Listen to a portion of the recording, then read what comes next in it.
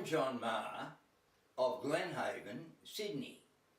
A while ago, I heard an academic priest say that all written history is invalid and that all oral history is worthless.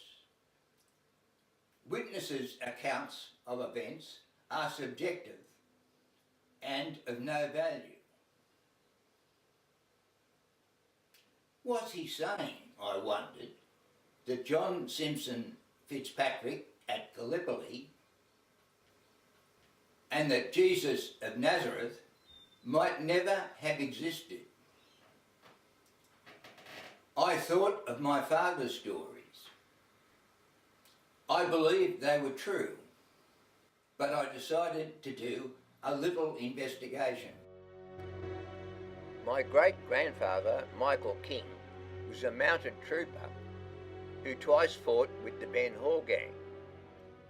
He had 5 daughters.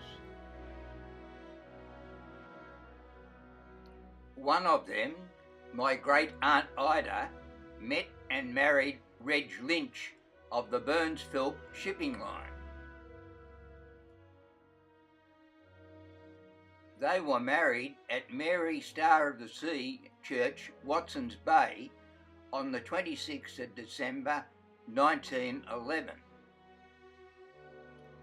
Reg was a chief steward on the SS Matunga, which had a regular route between Sydney and Rabaul via Cairns.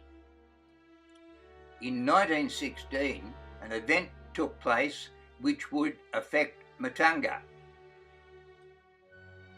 The Sydney sank the Emden off the Cocos-Keeling Islands. Now that the Emden was gone, First Lord of the British Admiralty, Winston Churchill, argued that there was no need for Australian ships in Australian waters. A weak and jingoistic Australian government acceded to his request. There were now no modern ships to defend Australian waters. Churchill was determined our ships would not return from Europe until the end of the war. The Royal Australian Navy senior officers were British on secondment. When ships began to be lost in the Pacific, they attributed it to sabotage by Melbourne waterside workers. Australian Prime Minister Hughes did not learn of the naval deception until 9 months afterwards.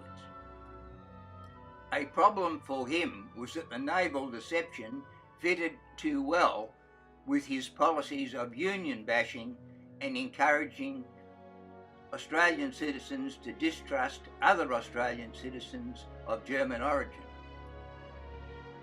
He revealed the truth to the Australian public 3 months afterwards.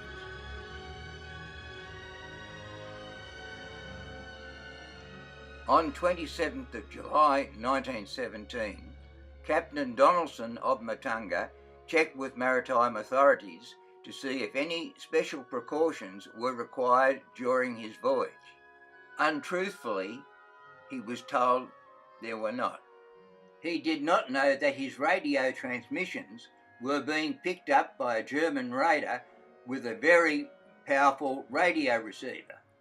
By the time he arrived at Cairns, the raider knew every item on his ship's manifest. The raider waited off Rabaul for Matunga, locating the ship with its spotter plane. Captain Donaldson was looking with some suspicion at a black freighter to starboard when a rock fell on Matunga's deck with a message. Stop engines, no radio. Faced with the guns suddenly displayed by the black ship, Captain Donaldson had no alternative but to surrender. The 60 passengers and 27 crew of the Matunga were taken aboard the Wolf. The Wolf continued to add to its victims and its prisoners. When it had 1,000 prisoners, it captured a Spanish ship, the Igot's Mendi, and transferred half the prisoners to her. Captain Nerja managed a very mixed group of prisoners quite well.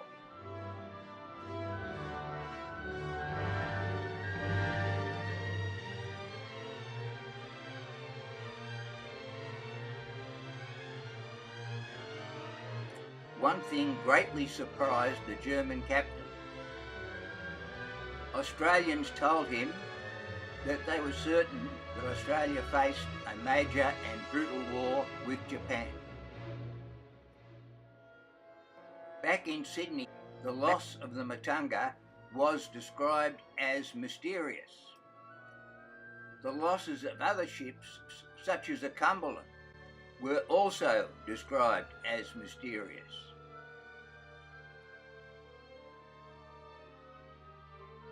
Eventually, Matunga was said to have been lost as a result of an undersea earthquake.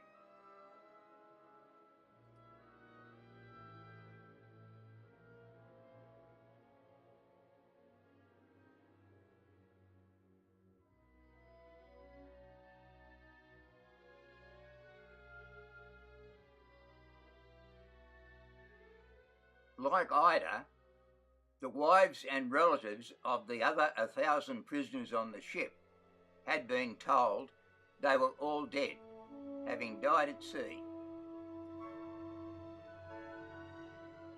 This was done so that Churchill could keep our ships in Europe. Ida was pressured to go into mourning, but would not.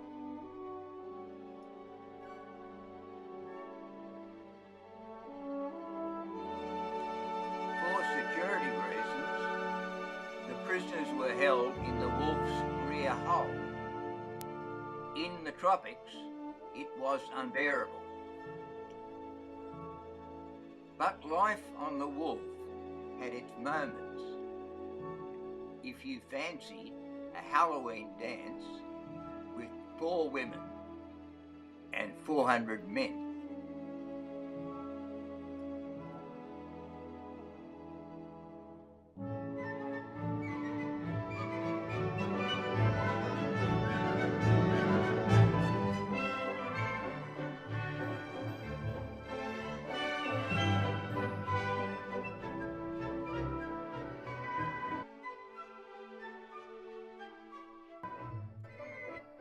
The Wolf's crew had now been at sea for 14 months, and they were looking for landfall.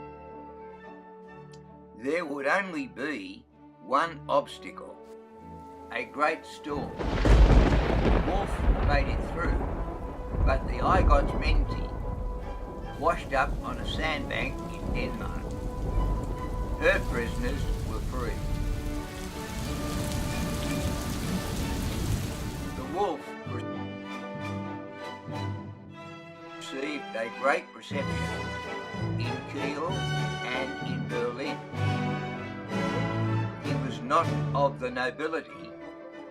Captain Karl Nerja received the Austro-Hungarian Emperor's highest award, which we know as the Blue Magnet in the Harz Mountains.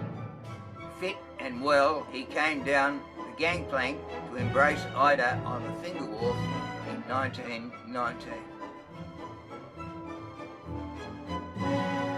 Reg and Ida Lynch, the Wolf and the Ida all existed. So much for all oral history being Chinese whispers.